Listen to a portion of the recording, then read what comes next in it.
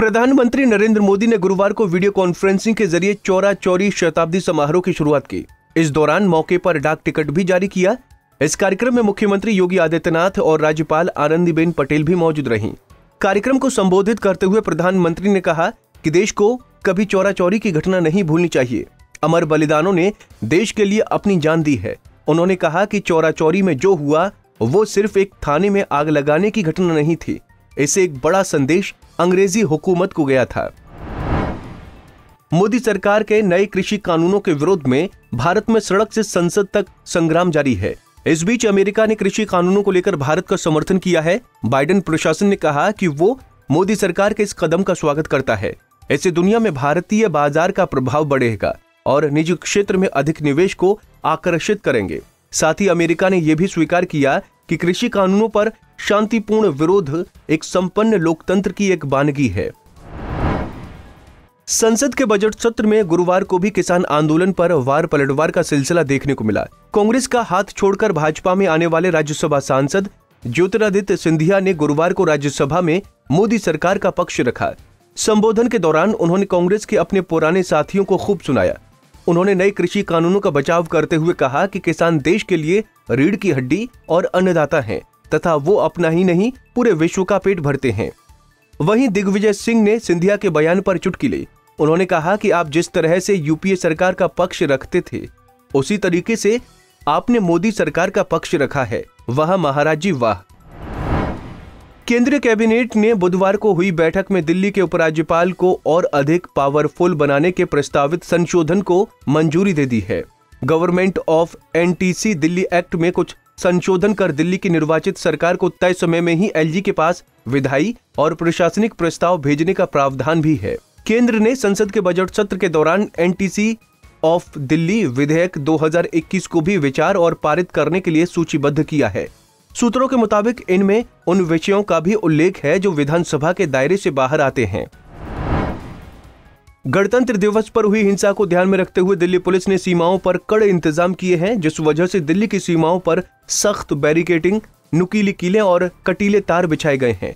वहीं दिल्ली पुलिस के अधिकारियों ने कानून एवं व्यवस्था का हवाला देकर अपने इस कदम का बचाव किया है। दिल्ली पुलिस ने साफ किया है कि ऐसी वीडियो और तस्वीरें प्रसारित हो रही हैं जिसमें यह दिखाया जा रहा है कि गाजीपुर बॉर्डर से कीलें हटाई जा रही हैं। उन्होंने कहा कि बॉर्डर से कीलों की जगह बदली जा रही है। बॉर्डर पर तैयारियां पहले जैसी हैं।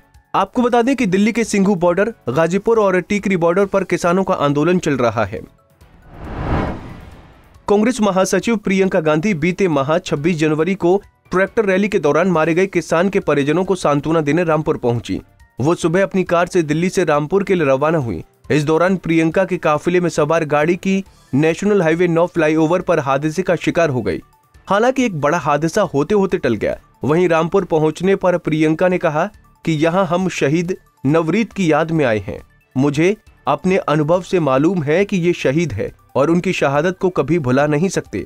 उस शहादत से दिल में एक बात आती है कि अपने प्यारे की शहादत व्यर्थ ना हो, यही सबकी तमन्ना है।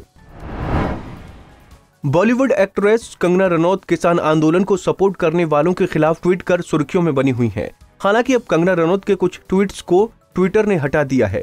ट्विटर ने कहा है कि कंगना के इन ट्वीट्स में उनके बनाए नियमों का उल्लंघन हुआ है, इसलिए इन्हें हटाया गया है। कंगना के ट्वीट डिलीट किए जाने पर ट्विटर के प्रवक्ता ने कहा, हमने उन ट्वीट्स पर एक्शन लिया है जो ट्विटर के नियमों का उल्लंघन कर रहे थे। अब कंगना के ये विवादित ट्वीट उनके हैंडल पर नहीं दिखाई दे रहे हैं। इनमें से एक कंगना का रोहित शर्मा और अन्य क्रिकेटर्स के बारे में वो विवादित ट्वीट भी था जिसमें उन्होंने क्रिकेटर्स की तुलना धोबी के कुत्ते से की थी। अबू धाबी में चल रही T10 लीग में वेस्टइंडीज के दिग्गज खिलाड़ी क्रिस गेल का बल्ला जमकर गरजा। अबू धाबी के लिए बल्लेबाजी करते हुए क्रिस गेल ने कमाल कर दिया। उन्होंने महज 12 गेंदों में अपना अर्धशतक पूरा किया। उनके इस 50 की सबसे खास बात ये थी कि उन्होंने ये कमाल सिर्फ छक्कों और चौकों से पूरा किया। उसके बाद भी उनका बल्ला नहीं रुका और उन्होंने 22 गेंदों में 84 रनों की पारी खेली।